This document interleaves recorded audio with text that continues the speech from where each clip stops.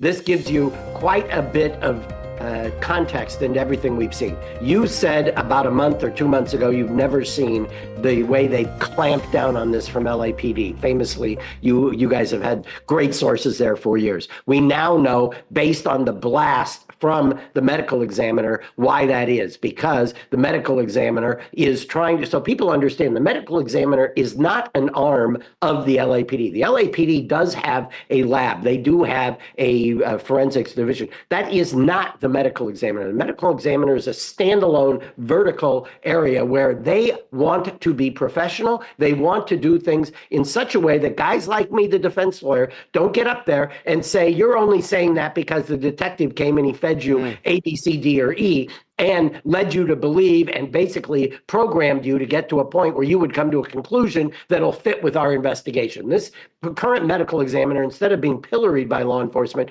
actually is doing what he should do. He's adhering to a scientific method, which is, I'm going to take in all the information and I'm going to come to a scientific conclusion, not the one that's preordained by law enforcement. So when he comes out and he says this should be transparent, he is absolutely right. And one of the reasons is that you're also getting, and Harvey, you've said this, so it didn't come to me, you've said that your sources are saying you can't think logically. One of the problems here, not that I can't think logically. Right, that we should not look at the case.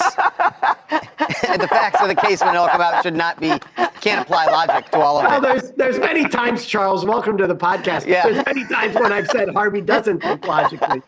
Yes, I've seen, definitely. So the part of the problem here is, in my opinion, LAPD wants a result, and the medical examiner is pushing back against that, and rightfully so. The medical examiner is not there to just be the handmaiden for law enforcement. The medical examiner is there so that you don't have to, as a defense lawyer or somebody who has been accused of a crime, you have to go out and hire an independent pathologist to come in and actually give you what the real facts. So decode this, because it seems like, to me at least, that maybe if there's a dogfight, it's that we are told the medical examiner may not be able to determine cause of death, and the LAPD wants them to say homicide. Correct. I think that's number one. I think number two, you reported that the body was frozen. I know you have jumped to the conclusion that it was, or speculation that it was a freezer. I personally think, even though we've been cautioned against thinking logically, that if you're going to run with a theory, and a theory is people being triangulated in a location far away that's desolate outside of LA County, that it's more consistent with somebody who is disposed of a body and the body has somehow, because of the elements, frozen, and you are now bringing that body back somewhere else or digging the body back up. I know it's ghoulish, but obviously when you're investigating these cases, whether you're on the defense, the prosecution, or the ME, you're taking a look at the evidence and what does the evidence suggest? And that, to me, is a working theory of what they are looking at. I think, reported, and what I'm being told is that there is water involved, whether it's frozen or not frozen. Water is connected to this body, and that is something they can't ignore. Right, we know in the documents it refers to her fingers being waterlogged, and they weren't able to get fingerprints because they were so waterlogged. So what I don't understand, Mark, is why this security hold that LAPD is now, they got this court order so that none of the ME's findings can come out at this point. But what does that do? How does that help LAPD? They're not, I mean, the findings are what they are. As you said, the ME is applying scientific method. He's going to come up, his office is going to come up with the results, whatever they are, or maybe they can't come up with a result. That doesn't change. Why does LAPD need a security hold to stop that from coming out? I'm going to guess, once again, wild speculation. I know the judge who is apparently signed this order. Richmond. Greg Richmond. I've known him since he was a DA. I've tried cases since he's been a judge in his courtroom, jury trials in his courtroom. He's a very ex-prosecutor, as I said, very by the book. If they came to him initially and he rejected it, it was because he didn't buy whatever it was they were selling. If they shopped it to him, he was not the first judge, but the second judge, and they disclosed to him that somebody else, some other judge had rejected it, he would have held their feet to the fire. And he's an incredibly, this was a guy who was doing high-level murder prosecutions when he was a DA. He would hold, when I say hold their feet to the fire, He's not going to issue a security hold just because LAPD says the ME is leaking. There has to be a basis upon which they are claiming to the judge our investigation is being compromised by the leaks coming out of the coroner's office. That is it. There is no other compelling reason that I can think of, or at least one compelling reason that I can think of, that he would sign an order telling another agency head, I'm issuing a security hold and you can't talk. So wait a minute. So you're saying that they're making an assumption, at least with us, that our sources are not coming from LAPD but are coming from the ME. Correct. That's exactly what they're doing. That's total speculation on their part. Well, I haven't seen it. I'm going to tell you, based on doing this longer than Charles has been alive, that there is very, I mean, understand the kind of what you are navigating here. If you're the LAPD going in to get this order, there are public accountability and transparency issues. There are free speech issues. There are other prior restraint issues. So they can try to dress up the order or the request in all kinds of other ways. But the only way that navigates all of those concerns and is constitutionally proper is if they allege it's compromising the investigation. And Mark, I have been around a long time covering LAPD, and I have never seen a case. In fact, to me, the best example that news reports don't compromise a case is O.J. Simpson. That there was evidence that when I was at KCBS in Los Angeles, we were reporting 2 days later that there was blood going from the bodies of Ron and Nicole at Nicole's house into O.J.'s bedroom and bathroom. And yet he was found not guilty. So the idea that leaks could change the outcome of a case, to me, is preposterous. We're going to get sidetracked for a second. I'll get on my soapbox there.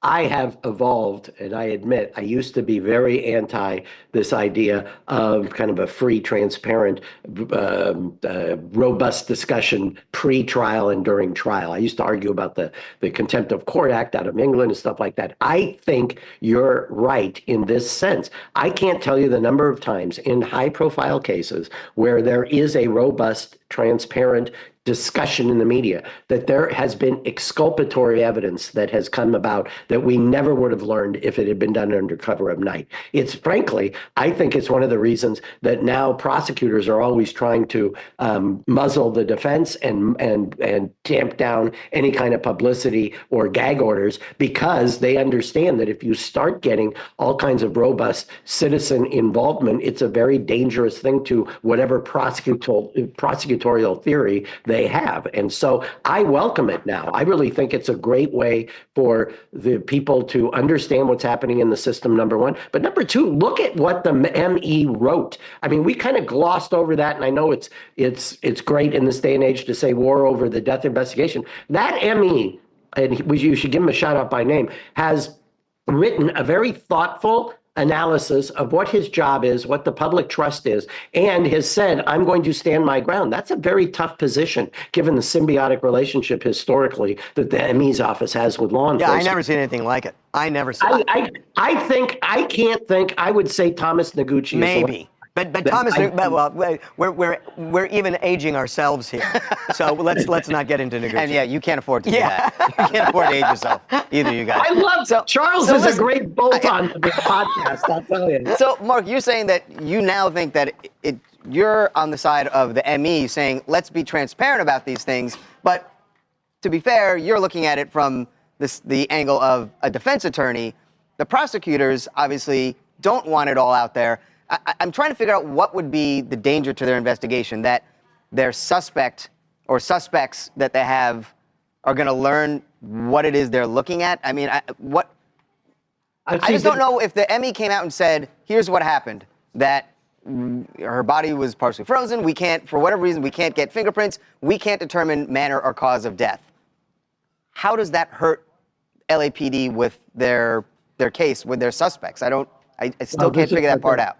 They're going to say that if there is information about the cause of death or the manner or the circumstances surrounding it, that that information coming out is then going to cause the purported suspects to destroy evidence or to flee. They always default to flight risk, always default to destruction of evidence. Those are going to be the kind of things that they red flag up. The problem with that is, and it's happened already this week, even people who watch Harvey and I on the podcast, I get calls, I get leads. I'm sure you guys get the same thing where people say, wait a second, I now saw something here, there, or whatever. If there is no reporting on this, if what they had started off doing and Harvey, I forget the date when you said it, you're on tape saying, I've never seen the kind of clamping down of sources in an investigation. That was weeks, if not months ago. This case may actually, in some ways, have been delayed by virtue of that, as opposed to making progression. Remember you know the weird thing, though, Mark?